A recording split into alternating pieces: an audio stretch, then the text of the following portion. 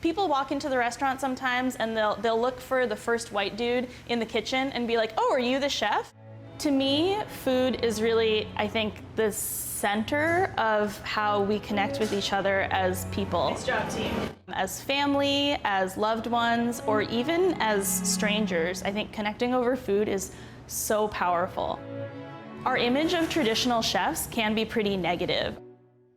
There have been times when I have felt written off for being a young woman, for not having traditional food service experience. If anything, it just makes me more determined to succeed. Like, I'll show you. Here, we're trying to create something that is not traditional. People have called this the anti-restaurant. And so if we really are the anti-restaurant, then how much do I care about what normal restaurants think about us?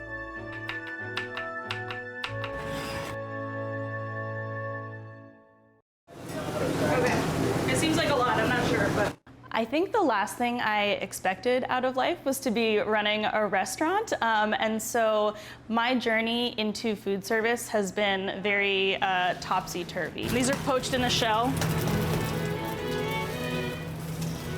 Around my junior year, the phrase food justice was starting to become more common parlance. And what I started to realize was that what I was doing on the weekends and what I was doing during the week, food and looking for ways to create more equity, those two things could really be combined in cooking and trying to build community through food. So I think that's when I really got the bug and felt like, okay, maybe the next step for me is to actually enter the food world. Audrey, do you want these in the walk-in?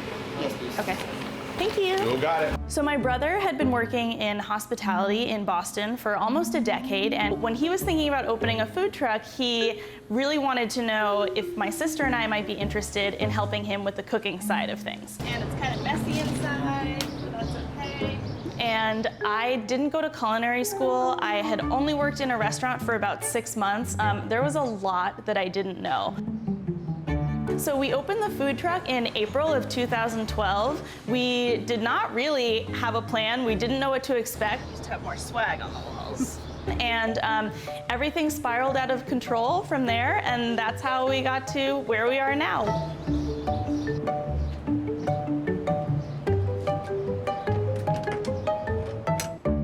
Mei Mei means little sister in Mandarin Chinese, and we named the business that because we wanted to really communicate that this is a family business and that we love each other and take care of each other as a family. I always get asked about what it's like to work with my siblings, and I think the number one thing I should say is that it was so fun. Yes, we bickered, yes, we argued, but getting to just hang out with my brother and sister, like, that was amazing. No sane business owner ever would have let a 21-year-old with basically no food experience take on that role, but they trusted me or, crossed their fingers and said, I hope this works. And I think that's part of my story.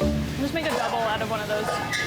Just make a double out of one of those. Our family has always been all about food. Like, what are we eating now? What are we eating tomorrow? Who's cooking? Who's cleaning up?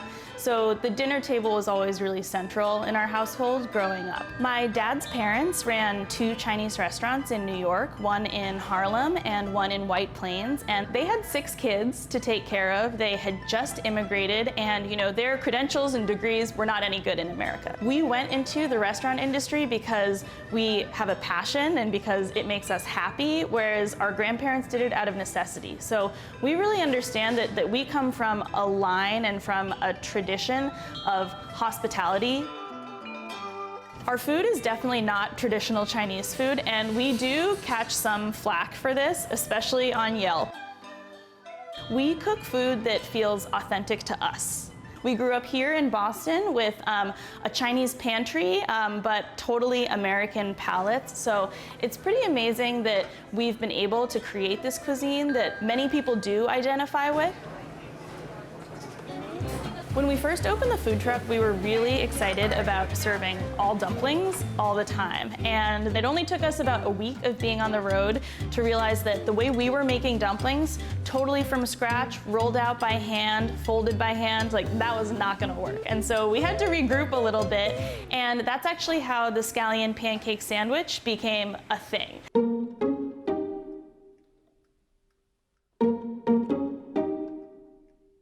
My sister was actually, I think, just making herself breakfast before service one day. And she created this incredible sandwich with melted cheese, green sauce, and 2 nice oozy fried eggs. And she said, this is an awesome sandwich, and it has 2 eggs in it, so it's actually double awesome. And so that's how the double awesome was born. Even 6 years later, the double awesome is still pretty much the most popular item on the menu.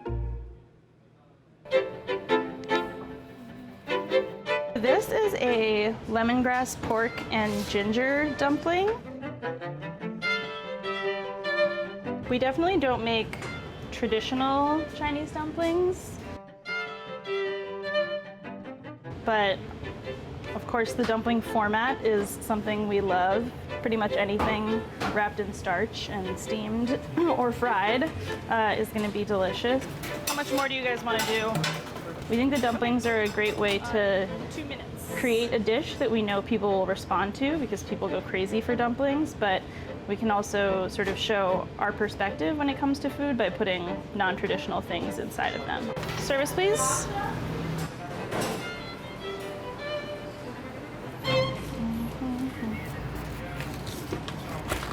I draw inspiration for our food from, I think, lots of different places. And because our food is so personal, it might not even be another food experience that I'm thinking about. It might be somebody reminding me of a childhood memory, or it might be seeing, an old friend and them talking about that food we used to eat. I love going back to the farmer's market. That's sort of where I fell in love with food. And so going to the Copley Square Farmer's Market in Boston is really always inspiring to me, because I look at a vegetable or a piece of fruit and immediately, the gears are turning, and I'm trying to think, okay, how do we fit that into the menu at Mei Mei?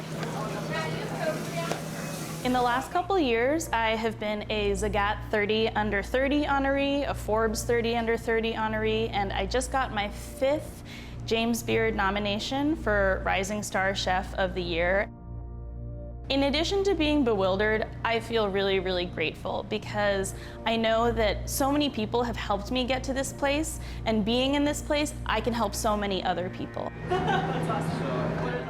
Even though I now own a restaurant, I still do some work around social justice and addressing inequality. Right. I sit on the boards of 3 different nonprofit organizations here in Boston. We do a lot of volunteer events. We donate lots of food and cash and cookbooks to many causes that we really believe in. I work with a lot of aspiring entrepreneurs and early stage food entrepreneurs, and I think that being a young woman of color in those spaces actually gives me a lot of power. And so I want to recognize that I have the ability and the capability to really be a leader in this area. And I never expected to be sort of known for being a business owner. I have just barely come to think of myself as a businesswoman, but seeing that there are so many people who are passionate about food who don't have access to traditional resources or to capital, I feel like that's a space where I can go and really make a difference. This is like a little bit lighter and fresher than maybe a traditional Chinese pork dumpling.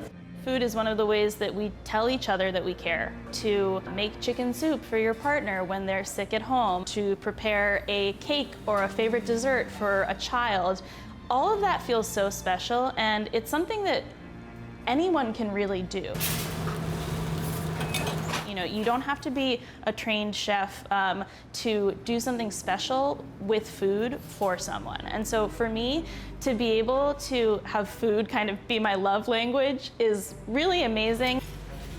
How to get the double awesome and the roasted honey carrot? When I think about the impact that we've been able to have with Mei Mei and I've been able to have, I'm really blown away. And I also think that, I'm kind of doing my job. That's what I'm supposed to be doing. I get it from my mom. If all I'm doing is creating more wealth or success for myself, then that's not really fulfilling me, and it's not fulfilling my responsibility to the community here in Boston. So I am proud of myself, and I also just feel like that's why I'm here. Going to a restaurant? That's what I'm supposed to be doing, and it feels like I'm in the right place doing the right thing.